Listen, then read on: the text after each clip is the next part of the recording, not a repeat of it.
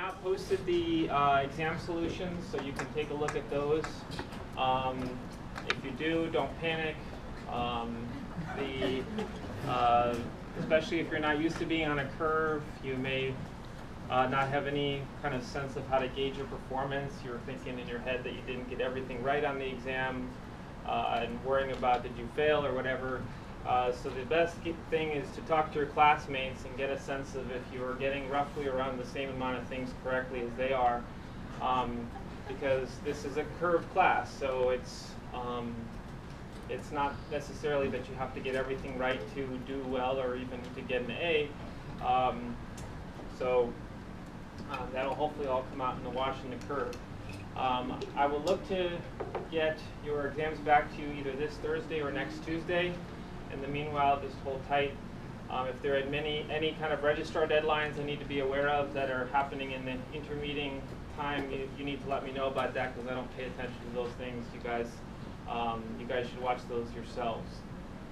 Any questions, administrative or logistical, before I get going? Okay, and again, remember homework number 6 is due this Thursday. So I purposely didn't want to have it due too late this week, because I'm going to show you some techniques that are basically today. I'll show you some techniques that I didn't intend for you to use on this coming homework, but they would work. So I want you to kind of compute work in the old-fashioned way for this upcoming homework, and then today I'm going to show you some tricks. And basically, we're going to turn the work method, which is at the end of homework 6, into the energy method, which is what your homework 7 is all about. I guess let's get right to it. So at the end of last time, I showed you that there's a big shortcut for calculating work. And I kind of motivated this by doing a couple cases, and then I kind of said, well, here's the formula at the end.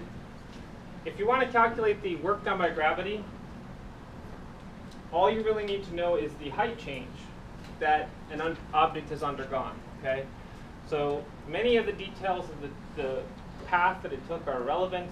In fact, all of them are relevant except for how much did you change your height above the ground. Again, why is it that the height change matters? It's because gravity is inherently a vertical force, which means that if you're moving vertically upward, you're moving against it, and if you're moving vertically downward, you're moving with it. But any sideways motion is irrelevant. So any sideways part to the motion is you're moving perpendicular to gravity, you can't do any work. So here are our basic cases. This extra minus sign is needed to make it all work out. If delta H is positive, then the work will be negative. Delta H being positive, that indicates a height increase.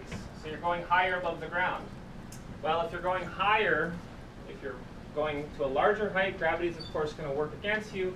Gravity is going to tend to remove kinetic energy. It's going to act against you, and that's work is negative. Here again, here are the work sign conventions. Positive work adds to kinetic energy, negative work takes away from it. If you have a negative delta H, remember, delta is final minus initial, so if you have a negative delta, it indicates a decrease. You're going to a lower height. You're going to a lower height than you used to. If you're going to a lower height, gravity is working more with you. And so the work done by gravity will be positive. So the height decreases, your gravitational work is going to be positive. It's going to increase your kinetic energy. And of course, you could even have that the height change is 0, in which case the work done by gravity is 0, which means that gravity will not overall change your kinetic energy at all. Here are the 3 cases. So if you end up at a larger height, gravity works against you, negative work. If you're going from a higher height to a lower height, gravity is going to do positive work. It's going to tend to add kinetic energy. And you can even have a trip where you start and end at the same height, and then the gravity won't change your kinetic energy at all. Probably the biggest example of that we saw earlier in the class, when you throw a ball up in the air, we learned that for level ground flights, you come back down to the same height at the same speed, just in the opposite direction as far as the velocity goes, right? So V initial y and V final y is the negative. So the fact that it's in the opposite direction, notwithstanding, it's going at the same speed, right? So same kinetic energy. So here's an example where it reaches the same height with the same kinetic energy. And of course, the reason for that is because whenever gravity was working against you on the way up and took away kinetic energy, it added everything back when you fell back down. And overall, if you had no height change, you will have no overall kinetic energy change. You'll recover whatever speed you had at launch when you come back down to the same level. So that's a major shortcut. It allows us to do very complicated paths and not have to worry about a lot of details that might be in the path. We just check the height changes. Let's actually go ahead and plug in, supposing that gravity is the only work. So gravity would then be the network as well, and it changes kinetic energy. So we of course know that generally speaking, the net work is the sum of all your works, and getting your overall change in kinetic energy is kind of seeing what different forces put kinetic energy in versus what forces take kinetic energy out. But in this case, I'm going to suppose that the net work is just gravity. Okay? So there are no other forces. So let's see what we can come up with here. Let me break out the deltas. So delta H is H final minus H initial. And I'll also, of course, break out the kinetic energy.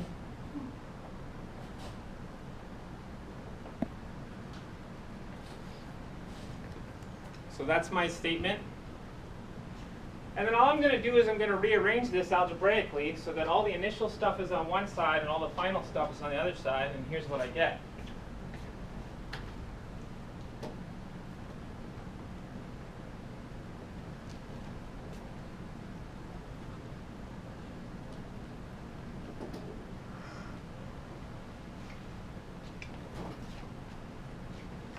And when I do that, I find something very interesting.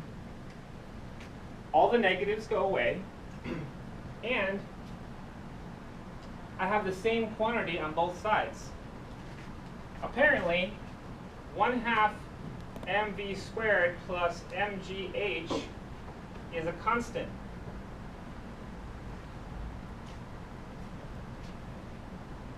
So even though, of course, if I change my height, I will change my kinetic energy, it's trading with something else. And so even if this increases, or decreases, let's say, this apparently must increase because I've just found that the sum of these two has to be a constant. So what if we just stumbled upon here? This is the juncture at which we bring up this idea of the conservation of energy. Okay?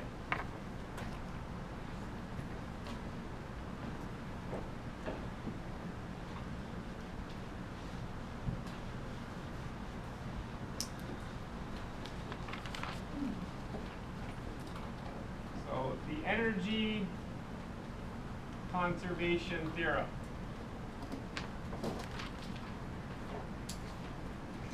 Has a very simple idea.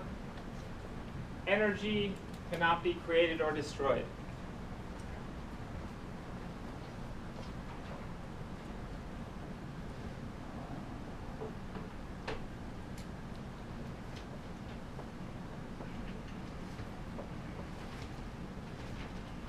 That's what we mean in physics conservation. We mean staying the same, staying constant. In fact, we might write over here, this quantity is conserved.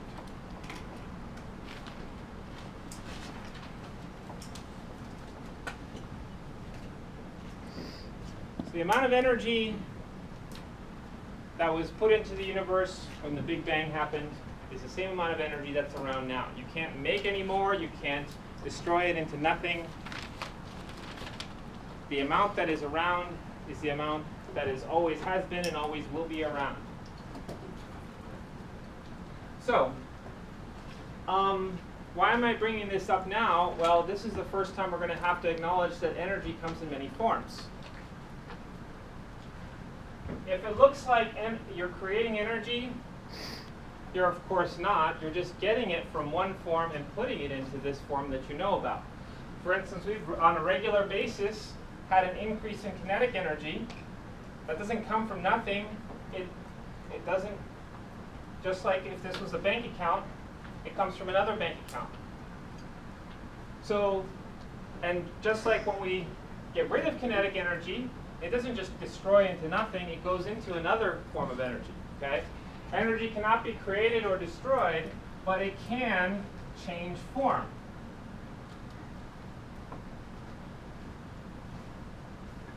So kinetic energy is just our first form of energy, this energy of motion, the energy that an object has because it's moving.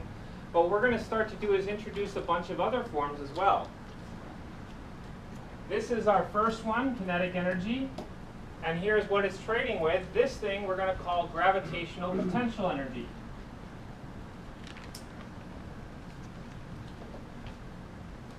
So if we keep stock of those two forms, we find that all the energy is still there. So think of it like this. If this is one form of energy, Ke, and if gravity does positive work and adds to the kinetic energy, it gets it from something else. It gets it from gravitational potential energy. And likewise, if gravity does negative work and takes away from your kinetic energy, it puts it back in there. Okay? We've just discovered that the sum of these two has to be constant. Okay? So these two together, I'm going to call just the energy, E.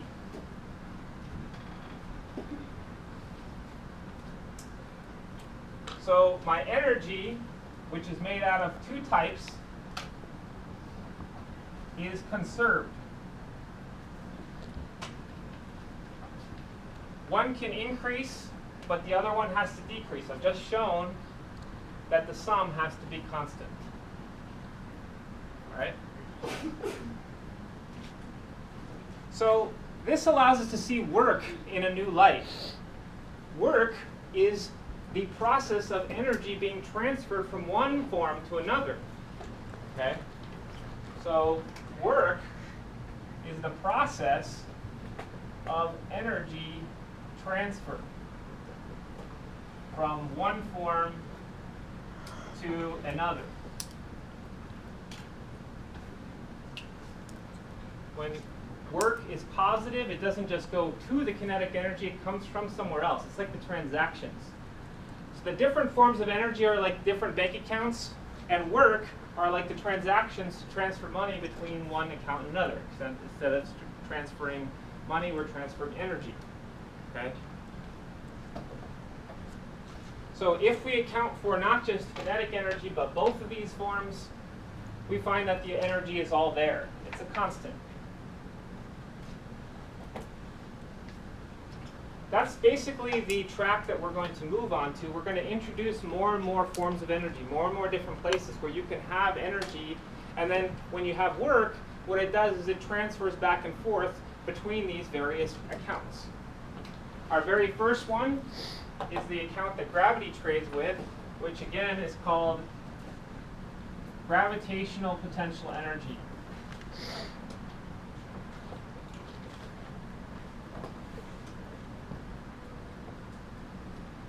So let's talk about that.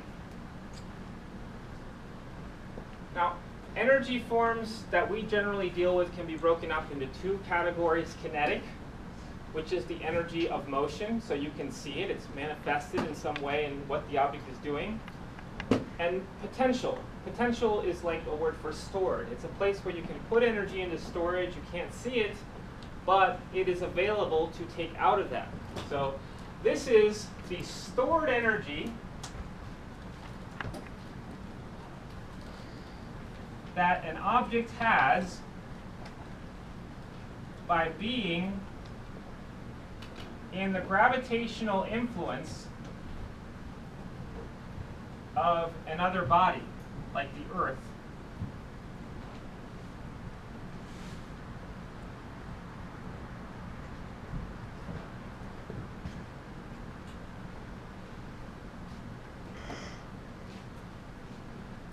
So this marker that I'm holding in my hand, it may look like it's stationary, and well, it is stationary. It may look like it has no energy, but it does. It has some energy because it's near the Earth.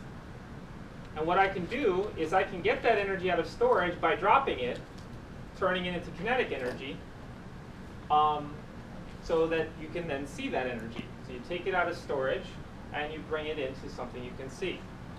We've already discovered what the formula is for it. The formula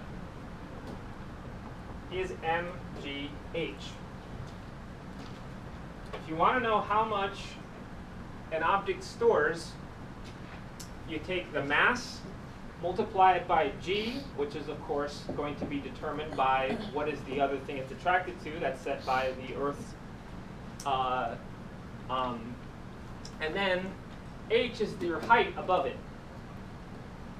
So now you might say, what do you use for height? You can set the height reference wherever you want. So you can set h equals 0 anywhere you like. It's like an origin. The point is, of course, once you've picked what your 0 height is, you have to consistently use it. You can't just have that 0 drift around wherever you want it to be without paying close attention. Now, if you can set it to 0 wherever you want, I'm going to make a suggestion to make your life easier. I'm going to suggest that you pick it at the lowest height of interest.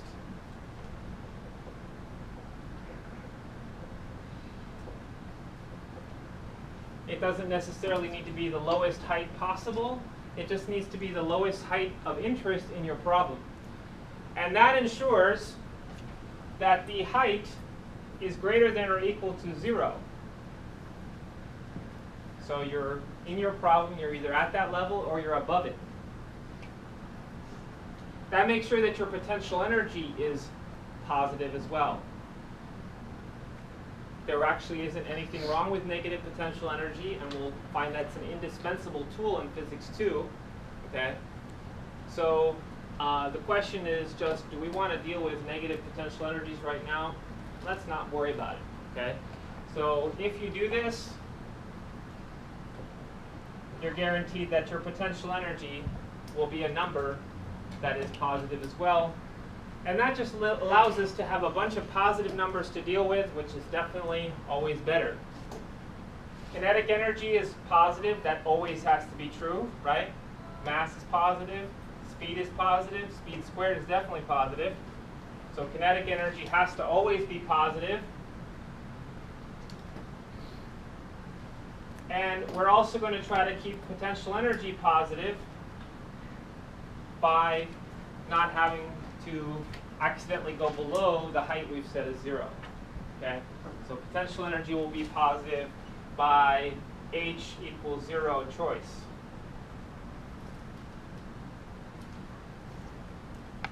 So this is great because it just allows us to have a bunch of positive scalars to deal with. So what are the things that go in here again? What's the mass of your object? What's g? And then the larger h's, the more energy something will have in storage. So if you take it higher above the ground, then the amount of stored energy is greater.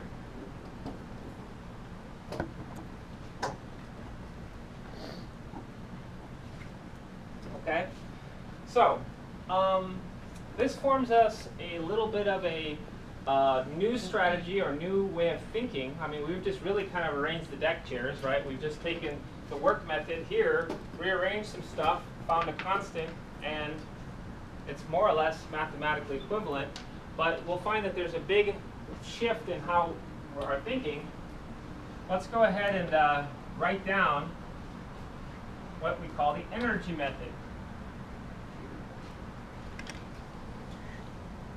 And I'll call it the energy method so far because obviously we have some development to do on it.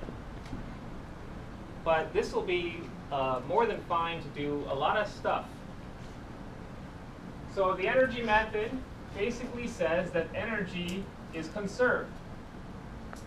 No matter what happens in the problem, we expect to find the same amount of energy at the end as we did at the beginning. But at this point, our energy comes in two forms.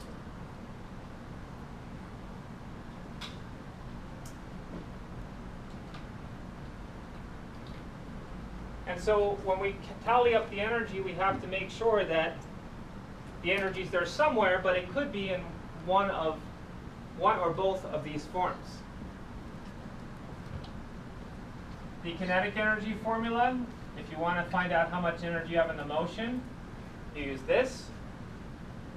If you want to find out how much energy you have in storage, you use this.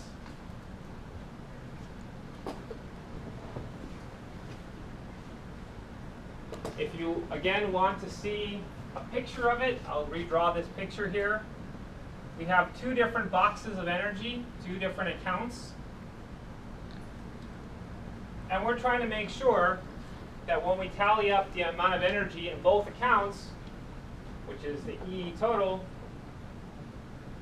that it's all there, because you can slosh it back and forth between the two, but you can't change the total.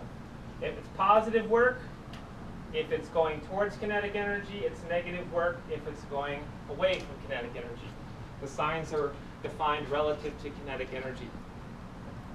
Okay? So, while it may be a rearrangement of things, let me point out how powerful this is and how easy it is to use. First of all, no components. No axes to set. There are not even any vectors around anymore, okay? There are no negative numbers.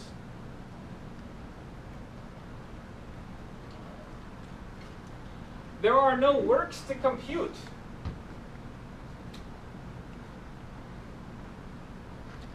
Because the works become the transactions. But those are kind of acting behind the scenes. Let me give you an example. I have two glasses in my hand filled with water in them, okay? If you only had the ability to see the glass of water in my left hand, let's say that represents kinetic energy. You'd be very interested, if you wanted to keep track of the total water level, about when I happen to pour water into it and when I happen to pour water out, right? That's the work method. The work method is to look at one bin of energy, kinetic energy, and look at the transactions. Positive work means energy is going in. Negative work means it's going out. So it's looking at that one glass. Now, let's say instead of just looking at my left hand, I look at both glasses of water, right? This left hand is going to be the kinetic energy. The amount of water in that glass represents kinetic energy. The amount of water in the right glass represents potential energy. Now you can still keep track of the water in both glasses by watching me and say, okay, I poured this much from here and this much to here and back and forth, and be very transactional about it, right? Think of everything in terms of works. Or you could just take a bathroom break, have no clue how many times I poured water back and forth, just come back, and if you don't see the water in this glass, it's in this glass, right? So the point being is that you don't need to know all the details of how I did all the transactions. You just know that whatever's not in here is in here, right? So you're just adding the water in the two glasses, and that's a constant. Now assuming I didn't spill any on the floor or anything like that, right? We'll get to other places where the energy could go, but right now there's two forms, and we're just transactioning back and forth between them. We don't particularly care about how many times you did that. The work is certainly acting behind the scenes to transfer between these two, but all we're doing is saying we need to see the same total in the two bins of energy at the end as we did at the beginning. You could have traded back and forth between them once or 1,000 times, it doesn't matter. Okay? Are there any questions on that before I do an example? Yeah? Are there any other ways that potential energy can be manifested besides kinetic? So these are the only two forms of energy so far, right? So we're going to introduce other forms later. So there are other forms of kinetic energy and there are other forms of potential energy, but these are the first two we have. Is there a way to like calculate what's actually happening in the process of going from potential to kinetic? Like that in-between stage? What do you mean the in-between stage? I mean, you could calculate the work for any part of the process if you wanted. But my point is to say that we're not necessarily that concerned about those. We're going to zoom back out and we're going to say, let's just make sure the energy is all there at the end, which is often all we want to do. So hopefully that'll become clear in the examples that I'm about to do. Are there any other questions?